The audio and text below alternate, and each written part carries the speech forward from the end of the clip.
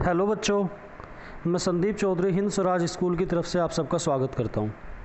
बच्चों, आज हम क्लास फर्स्ट का हिंदी व्याकरण का लेसन 1 पढ़ने वाले हैं। इस लेसन का नाम है भाषा। तो भाषा को इंग्लिश में लैंग्वेज कहते हैं। अब भाषा क्या है ये सभी देखने के लिए इसमें एक चित्र आपको दिया हुआ है पहले ही पेज पे। अब ये इसमें जो एक सज्जन व्यक्ति खड़े हैं, बोलते हैं अमन क्या कर रहे हो। ये अमन के पिताजी हैं ये, और ये अमन से पूछते हैं अमन क्या कर रहे हो, और ये अमन है। अमन जवाब देता है पापा मैं एक निबंध लिख रहा हूँ। अब पापा ने अमन से पूछा और अमन ने पापा को जवाब दिया। तो ये जो काम हुआ है ये कैसे हुआ है? पापा ने अमन से बोल के ये पूछा है और अमन ने भी पापा को बोल के ही ये जवाब दिया है। तो आपस में जो बोल के इन्होंने आपस में एक दूसरे से अपनी बात कही है, इस बोलने को ही यहाँ पर भाषा कहा गया है। अब दूसरे चित्र में हम देखते हैं, ये यहाँ पे एक महिला इस जो है लड़की से पूछ रही है कि तुम क्या कर रही हो, और ये नीति जवाब देती है मैं किताब पढ़ रही हूँ। यानी कि नीति की माँ हैं और ये नीति से पूछ रही हैं कि नीति तुम क्या कर रही हो। नीति जवाब देती है माँ मैं किताब पढ़ रही हूँ। तो यहाँ पर भी जो नीति की माँ ने नीति से पूछा है वो कैसे पूछा है? वो बोल कर पूछा है।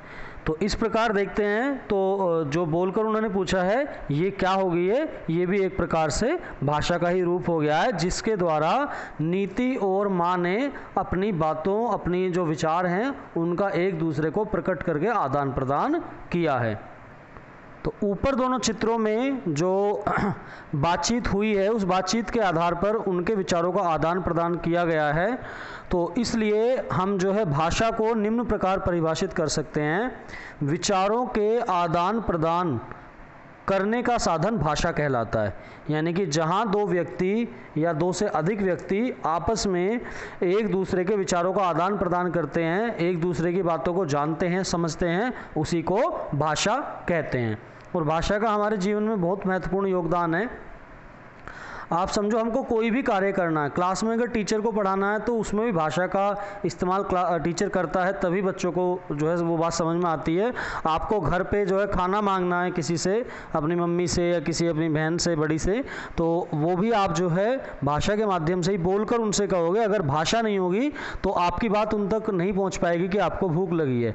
और अगर आपको कहीं दर्द है, आपको बुखार है, तो भाषा के माध्यम से ही आप बोल के बताओगे कि मुझे ये परेशानी है, और तब वो सामने वाले को समझ में आएगी और तब आपको आपकी बीमारी का इलाज मिलेगा। आपको प्यास लगी है, आप पानी मांगोगे तो उसमें भी आपको भाषा का इस्तेमाल करना पड़ता है।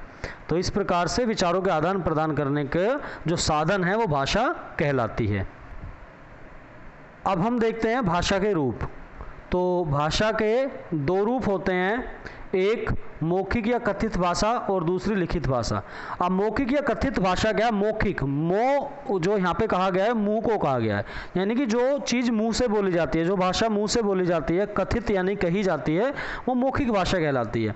और सबसे ज़्यादा हम मौखिक भाषा का ही इस्तेमाल करते हैं। जैसे पिछले पेज पे भी आपने देखा था कि वहाँ पे जो आपस में वो माँ बेटी और पिता और बेटा बात कर रहे थे, वो मौखिक भाषा के माध्यम से ही बोलकर कर रहे थे। तो मुख से बोलकर कुछ कहना और कानों से सुनकर बात को समझना मौखिक या कथित भाषा कहलाती है। यानी कि मुंह से बोली जाने वाली भाषा मौखिक भाषा कहलाती है। अब यहाँ पे हम देखते हैं टीना कल मैं विद्यालय नहीं जाऊंगी। ये अपनी मित्र को बता रही है कि टीना कल मैं विद्यालय नहीं जाऊंगी। तो ये बच्ची जो है मौखिक भाषा का इस्तेमाल कर रही है, ये अपने मुंह से इस बात को बोल रही है, इसलिए यहाँ पर मौखिक भाषा है। तो आपस में बतलाना, कहानी सुनाना, कहना सुनना, फ़ोन पर बात करना, भाषण देना आदि, ये सब मौखिक भाषा के उदाहरण हैं। इसके बाद लिखित भाषा। तो जब हम आपस में बोल के बात नहीं करते तो लिख के बातों को भेजा जाता है। जैसे कि हम आजकल व्हाट्सएप वगैरह पे मैसेज करते हैं, वो भी लिख के भेजे जाते हैं। पहले चिट्ठियाँ लिखी जाती थी, वो भी लिख के भेजे जाते हैं। तो ये सब लिखित भाषा होती है, जो लिखकर अपनी बात दूसरे के सामने हम प्रकट करते हैं, लिखकर अपनी बात दूसरे तक पहुंचाते हैं।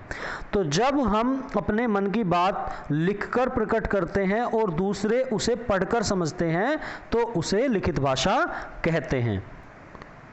पत्र, पत्रिकाएं, पुस्तकें, समाचार पत्र आदि, ये सब लिखित भाषा के उदाहरण हैं। मान लो आप कोई पत्र पढ़ रहे हो, आप कोई पत्रिका पढ़ रहे हो, आप कोई किताब पढ़ रहे हो, आप न्यूज़पेपर पढ़ रहे हो, या फिर आप सोशल मीडिया, व्हाट्सएप, फेसबुक पे कोई चीज़ आज पढ़ते हो, तो वो सब लिखित भाषा के उदाहरण है जिसमें आप लिखी हुई भाषा को पढ़ते हो।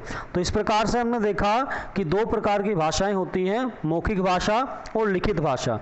तो भाषा का इस्तेमाल जो है हम अपनी विचारों को आदान प्रदान करने के लिए करते हैं।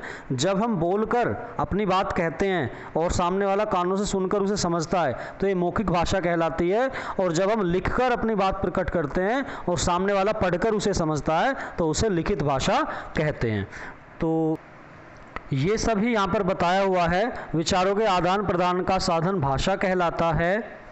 भाषा के मुख्यतः दो रूप होते हैं, मौखिक या कथित और लिखित। बोलना और सुनना भाषा का मौखिक रूप है, लिखना और पढ़ना भाषा का लिखित रूप है। तो ये हमारा लेसन था भाषा के ऊपर। आइए अब हम इसकी एक्सरसाइज को एक बार डिस्कस कर लेते हैं। तो पहला प्रश्न हमारा है, सही विकल्प पर निशान लगाइए। विचारों के आदान प्रदान का साधन है, तो विचारों के आदान प्रदान का साधन व्यक्ति है या भाषा है? तो क्या होता है? भाषा। भाषा के मुख्यतः रूप हैं, कितने रूप हैं? 3 या 2? तो अभी हमने देखे थे 2 रूप होते हैं, लिखित और मौखिक। तो भाषा के मुख्यतः 2 रूप हैं। लिखित भाषा का रूप है, तो लिखित किसे कहते हैं? लिखना पढ़ना को या बोलने सुनना को? तो लिखना पढ़ना को लिखित कहा जाता है और बोलने सुनने को क्या कहा जाता है? मौखिक। तो इसका सही उत्तर क्या हुआ? ए, लिखना पढ़ना। कहानी सुनाना किस भाषा का रूप है? तो कहानी सुनाने में हम किससे बोल रहे हैं? अपने मुंह से बोल रहे हैं, और जब मुंह का इस्तेमाल होगा तो कौन सी भाषा है? मौखिक। तो यहाँ पे कौन सा सही विकल्प हो गया? मौखिक। दूसरा प्रश्न दिया है, दिए गए शब्दों से रिक्त स्थान भरिए। ये 4 रिक्त स्थान दिए में भरने के लिए शब्द दिए, लिखित, मौखिक, भाषा 2। तो इनको हमें भरना है। बातचीत करने का साधन क्या है? बातचीत करने के साधन को क्या कहते हैं? भाषा। तो ये पहले वाले में आ जाएगा। भाषा के ब्लैंक रूप हैं, तो भाषा के कितने रूप होते हैं? 2। तो ये 2 कौन से नंबर में आ जाएगा? दूसरे नंबर में। फिर गीत गाना भाषा का रूप है। गीत गाने में हम क्या इस्तेमाल कर रहे हैं? अपने मुंह का इस्तेमाल करते हैं, और जब मुंह का इस्तेमाल करते हैं तो कौन सी भाषा होती है? मौखिक। तो गीत गाना मौखिक भाषा का रूप है। तो मौखिक ये है, ये हमारा 3 नंबर पे आ जाएगा। इसके बाद किताबें तथा पत्र, ये भाषा के रूप हैं, यानी किताबों में बातें लिखी होती हैं और पत्र में भी बातें लिखी होती हैं। तो जब बातें लिखी होती हैं तो कौन सी भाषा कहलाती है? लिखित। तो किताबें तथा पत्र कौन सी भाषा के रूप में? लिखित। तो ये नंबर 4 जो है, नंबर 4 में आ जाएगा लिखित। इसके बाद नेक्स्ट क्वेश्चन है, गए सत्य कथन पर सही तथा असत्य पर गलत का निशान लगाइए, यानी कि सही गलत के निशान हमें यहाँ पर लगाने हैं। और पहला हमारा जो है ये कह रहा है, हम केवल बोलकर ही अपने विचार प्रकट करते हैं। तो क्या हम केवल बोलकर ही अपने विचार प्रकट करते हैं? नहीं, हम लिखकर भी अपने विचार प्रकट करते हैं, यानी कि गलत कह रहा है। तो इसमें हम गलत का निशान लगाते हैं।